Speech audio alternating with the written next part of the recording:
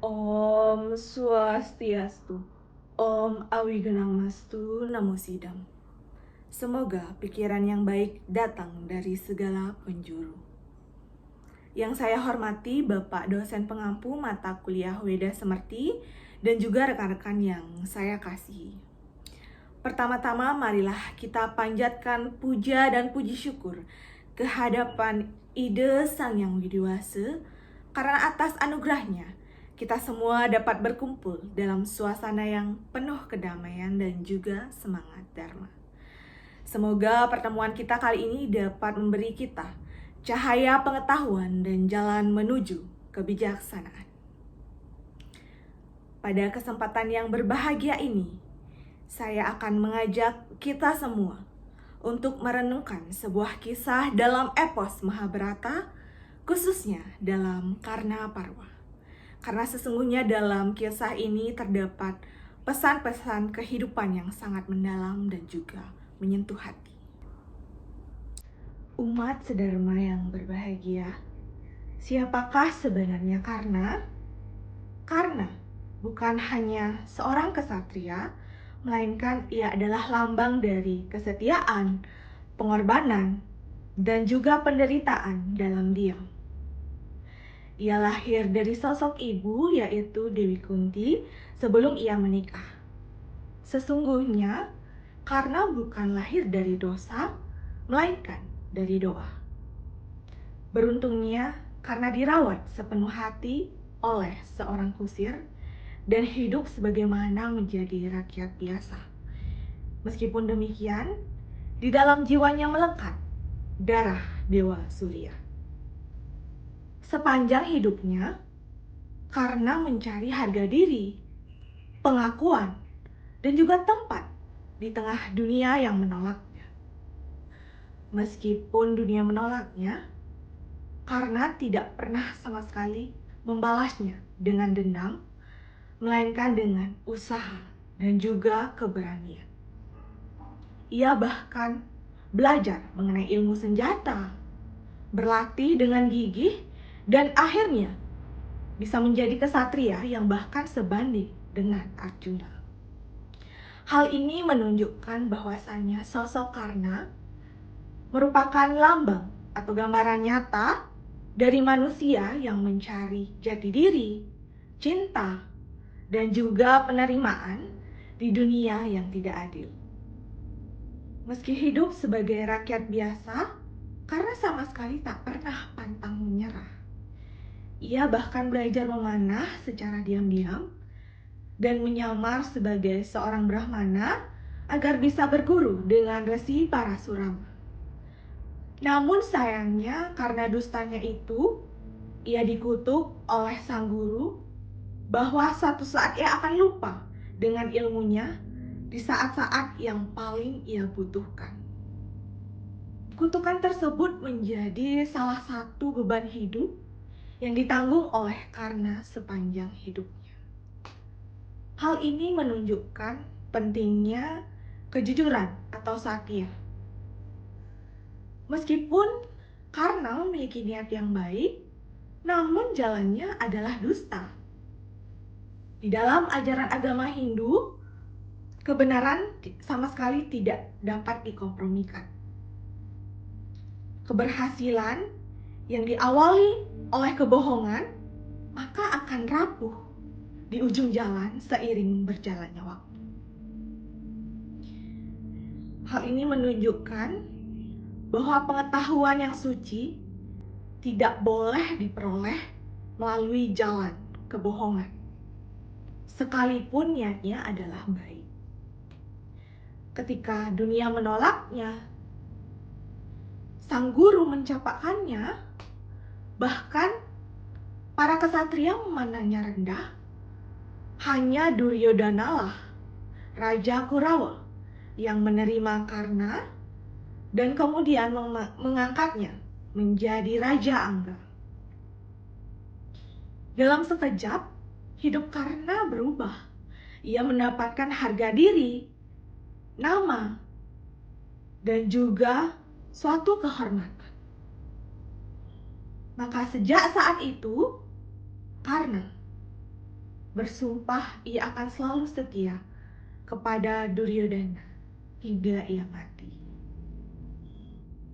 Umat sedharma yang saya cintai, maka di dalam Karnaparwa kita bisa melihat puncak hidup dari Karna, di mana ia terpilih menjadi panglima tertinggi setelah Bagawan Drona gugur.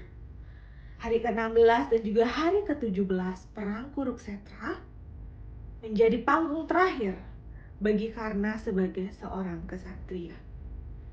Ia bertempur dengan sangat hebat, bahkan ia berhasil mengalahkan Yudhishthira dan juga Bima.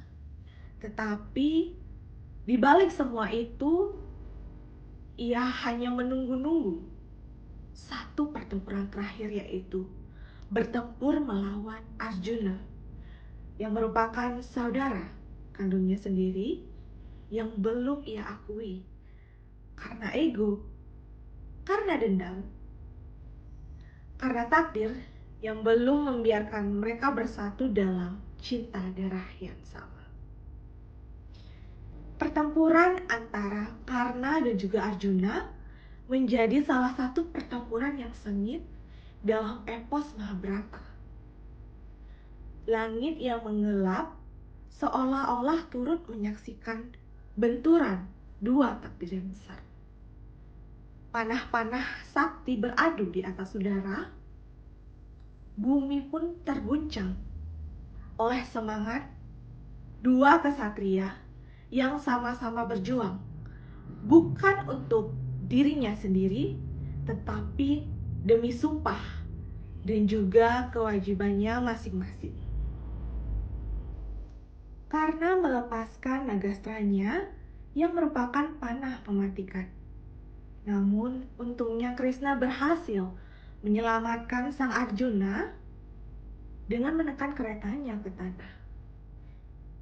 Dalam satu waktu, kemenangan Karna direnggut oleh kehendak yang lebih tinggi, yaitu Dharma itu sendiri. Tidak lama kemudian, roda kereta yang ditunggangi oleh Karna jatuh terperosok ke dalam tanah dan tidak dapat digerakkan. Ia kemudian turun dari keretanya dan mencoba mengangkat menggunakan tangannya sendiri. Ia kemudian berteriak kepada Arjuna dan mengatakan bahwa Arjuna harus mematuhi aturan kesatria atau kesatria dharma, di mana tidak boleh menyerang ketika lawan tidak siap. Mendengar hal tersebut, Krishna dalam kemarahannya atas dosa-dosa masa lalu yang dilakukan oleh Karna berkata,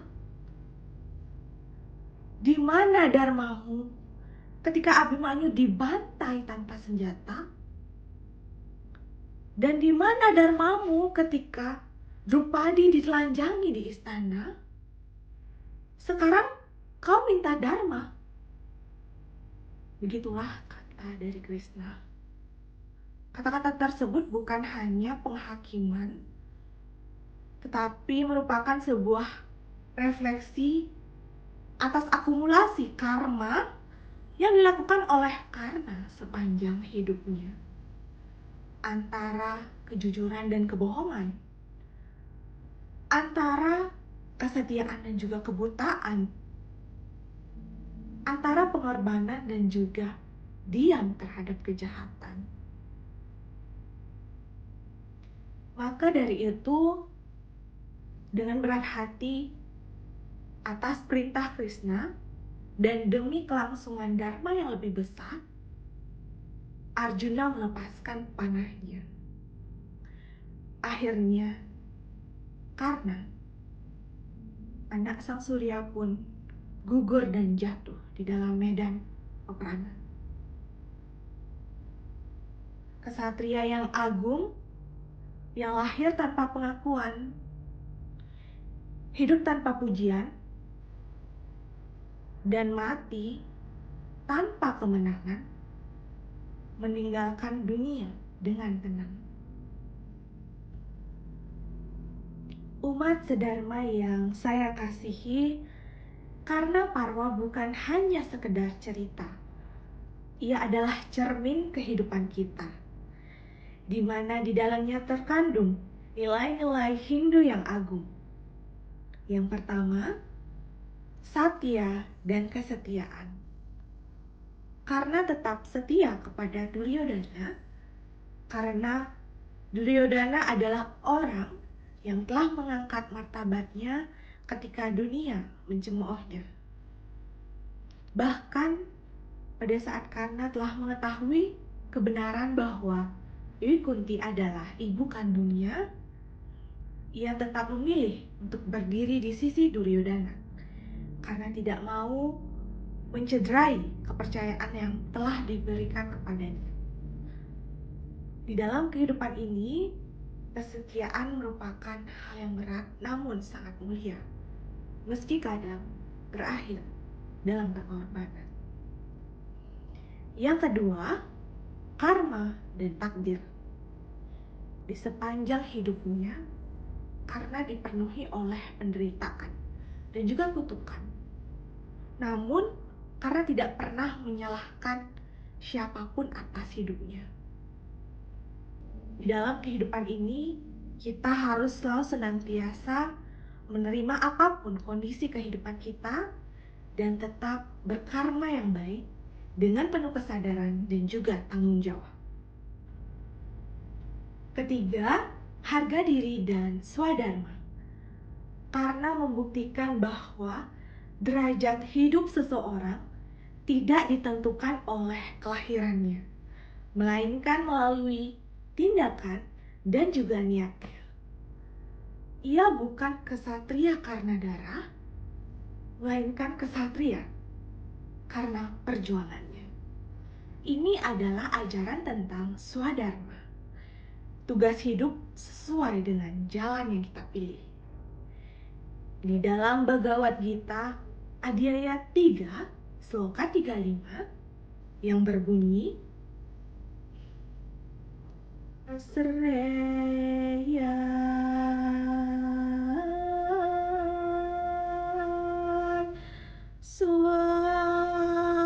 Swadharmo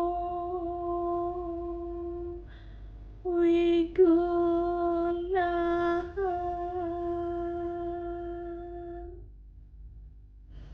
Paradharma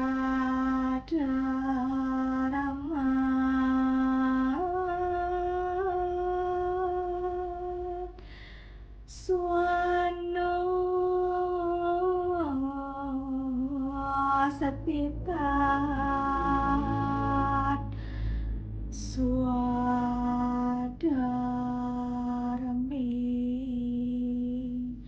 Niyadana Sreya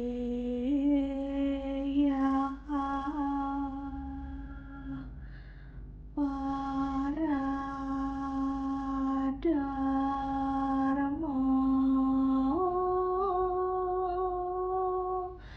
Bayawaha,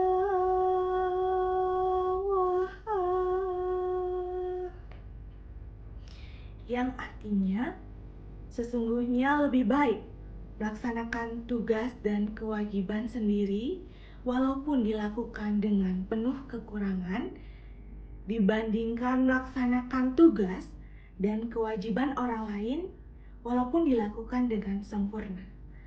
Ketika orang menekuni tugas dan kewajibannya sendiri, maka kematian pun menjadi berkah.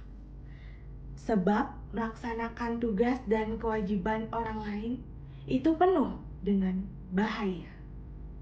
Jadi, karena melakukan dharmanya sebagai seorang kesatria bukan karena keturunannya, melainkan karena perjuangan dan juga pengorbanannya. Keempat, pengorbanan. Ia telah memberi segalanya mulai dari senjata, wajah dan kundala, hingga nyawanya sendiri. Ini adalah bentuk pengorbanan tertinggi di dalam ajaran agama Hindu. Umat sedharma yang saya cintai, meskipun karena gugur dalam medan peperangan, Namun setelah kematiannya, ia dihormati oleh para dewa. Ia mampu mencapai surga karena ketulusannya, pengorbanannya, dan kemuliaan hatinya. Karena tidaklah sempurna, namun ia adalah manusia yang luhur. Ia tidak selalu benar, namun ia selalu jujur pada pilihannya sendiri. Itulah yang membuatnya besar. Jadi sekian Dharma Wacana yang dapat saya sampaikan pada kesempatan yang baik ini. Semoga kita semua dapat belajar bersama-sama dari jiwa besar karna, yaitu untuk tetap setia meskipun dunia mencibir, untuk tetap jujur walaupun kadang tidak dibuahi oleh kemenangan, untuk tetap berani menghadapi rintangan, untuk tetap sabar dalam menjalani ujian hidup, dan juga untuk tetap memberi meskipun tidak mempunyai apa-apa. Om Santi Santi Santi. Om.